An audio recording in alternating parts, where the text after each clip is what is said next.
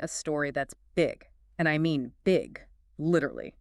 We're talking about the Bierunsky, the Great Bierun Pond. And yeah, when you hear ponds, you're probably thinking like a backyard kind of deal, right? This was something else entirely. So not your average backyard pond, then. Not even close. Imagine something bigger, way bigger, like 5 Central Parks combined. That's the scale we're talking about here. 5 Central Parks, that's a lot of pond. So where do we even start with something that massive? We got to go back in time, back to 15th century Silesia.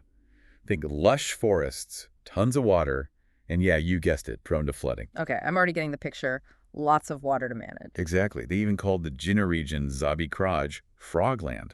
All that forest. Plus, they were clearing more for development. It was a recipe for some serious floods. Frogland, I can see why. So they must have gotten pretty creative with how they handled all that water. And that's where these massive ponds come in. They realize, hey, we can actually use these to manage the water. So these ponds were like their version of a flood control system. Exactly. And nobody got that better than Duke Casimirs II. This guy, he was a visionary, saw these ponds as more than just, ponds.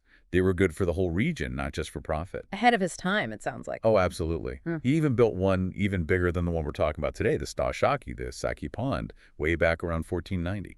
Okay, so we've got a duke with a plan, a region with a water problem. Enter the Wielki Bierunsky.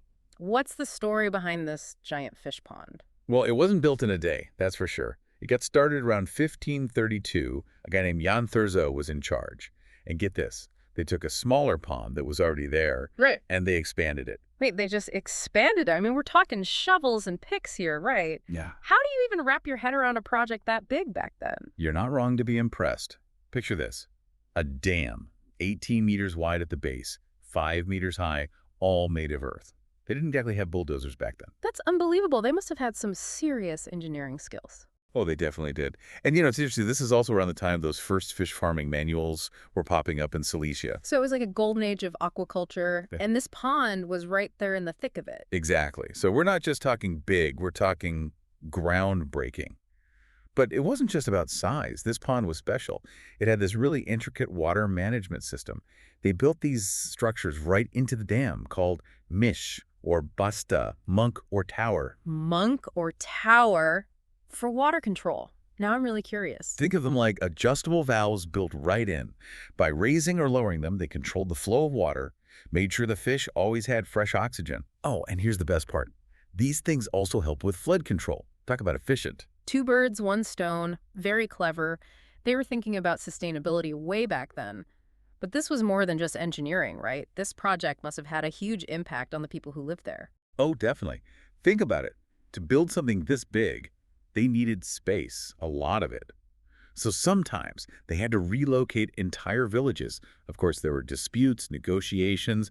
They had to compensate people. It's easy to forget that history is about real people, The paper mentions some specific examples of how people were compensated, right? Yeah, there's one that sticks out, a guy named Jan Cierneski. He got an entire village, Zabzeg, as compensation for his flooded land. An entire village. That's something else. It really makes you think about the human side of all this, not just the construction. Exactly. And then there were the people who actually kept the whole thing running, the workers. You had the Mr. Storyrsky, the master pond builder, the big boss man, and then the Ribbitway, the fisherman, the ones actually bringing in the catch. A whole community built around this pond. It sounds like things were going swimmingly, pun intended. A whole community built around this pond. It sounds like things were going swimmingly, pun intended. But every story has 2 sides. What started to change? Yeah, even the best times don't last forever, right? Late 17th century, things got a little rocky, let's say, for the Wielki Bierunsky. What happened? Did the fish all, swim away or something? I wish. No, it wasn't quite that dramatic. More like things just kind of unraveled slowly. The 30 Years' War, that was rough on the whole region. And this pond, it wasn't immune, Yeah, those big historical events, they tend to have a ripple effect. They really do. Yeah.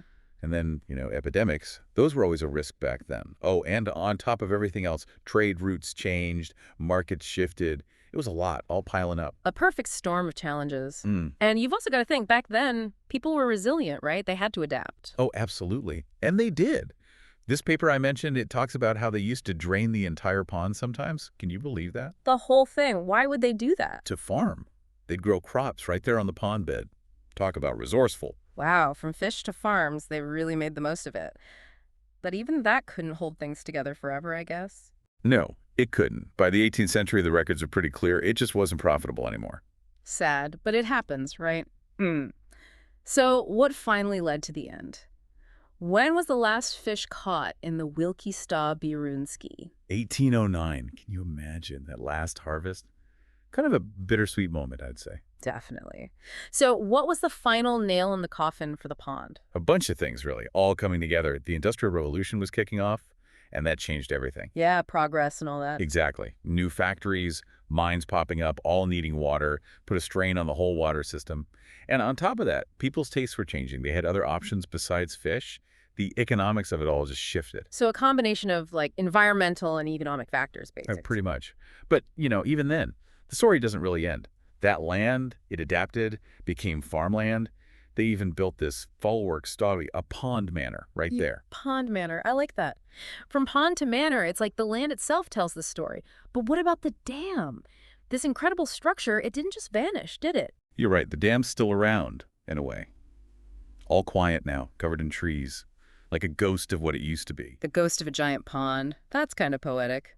But even a ghost can have a hard time, right? This dam, it's been through a lot, hasn't it? This dam, a ghost of a giant pond, that's kind of poetic, but even a ghost can have a hard time, right? This dam, it's been through a lot, hasn't it? Oh, yeah, for sure. Back in the 1930s, somebody actually wanted to build a road right over it. Can you imagine paving over history like that? You're kidding. That's awful. What happened? Saner heads prevailed, thankfully. The plan got scrapped.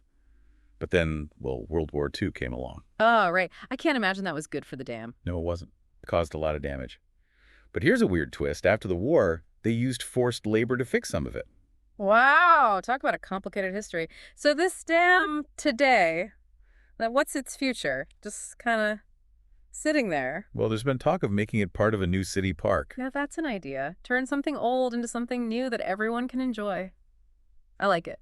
Right, imagine you could be walking along the top of this dam, enjoying the view. Yeah. Maybe they'd have benches, information boards, that kind of thing. It'd be like a living reminder of, what was it, 5 Central Parks worth of ponds? Something like that, yeah. It really makes you think, about how things change, how the choices people made centuries ago still affect us. It's why we study history, right? It's not just dates and names. It's about understanding where we come from, what shaped the world we live in. Who knew a fish pond could be so thought-provoking? Right. Never know where a deep dive will take you, that's for sure. Well, on that note, I think it's time to surface for today. Thanks for joining us as we explored the story of the Wilkie Bierunsky, a testament to, well, ambition, engineering, and the simple fact that nothing stays the same forever. Well said. Thanks for having me. And to everyone listening, thanks for diving in with us. Until next time, keep exploring.